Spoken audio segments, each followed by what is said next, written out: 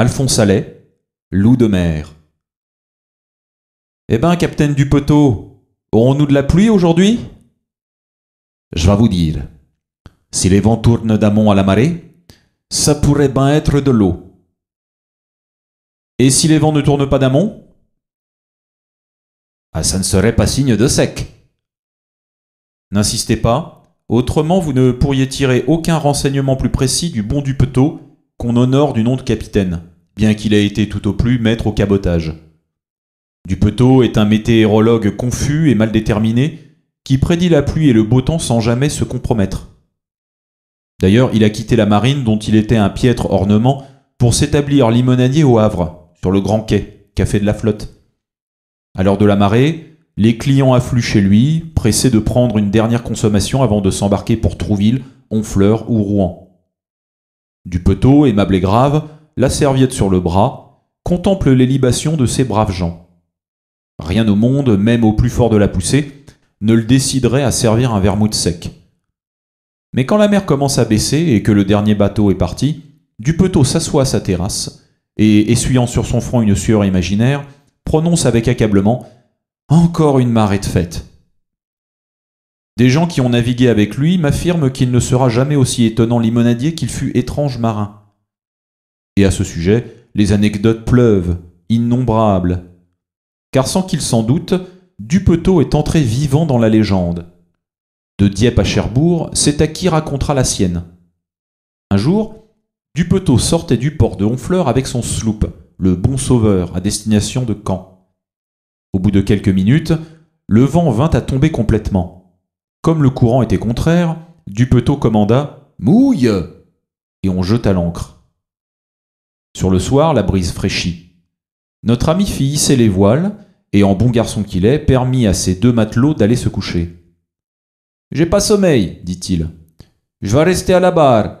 S'il y a du nouveau, je vous appellerai. » Le lendemain, au petit jour, un des hommes monta sur le pont et poussa un hurlement d'étonnement. « Mais nom de Dieu, capitaine! Nous n'avons pas bougé depuis hier soir !»« Comment, pas bougé ?» répliqua tranquillement Dupetot.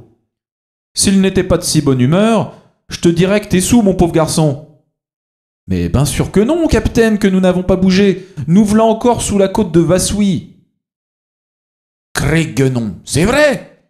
Nous sommes peut-être ben échoués. » On sonda, au moins 10 brasses d'eau. Dupetot n'y comprenait rien et croyait à une sorcellerie. Quand il se rappela subitement qu'il n'avait oublié qu'une chose la veille, c'était de faire lever l'ancre. Un autre jour, Dupetot descendait la rivière de Bordeaux avec sa goélette Marie-Émilie, chargée de vin pour Vannes. Presque bord à bord naviguait un grand trois-mâts. La conversation s'engage entre les deux capitaines. « Et où vous allez comme ça ?» fit Dupetot. Un grincement de poulie empêcha ce dernier, un peu dur d'oreille, d'entendre la réponse. Il demanda à son mousse « Où qu'il a dit qu'il allait ?»« À Vannes. »« Ah bah ça tombe rudement bien, nous allons le suivre. C'est le tonnerre de Dieu pour y aller.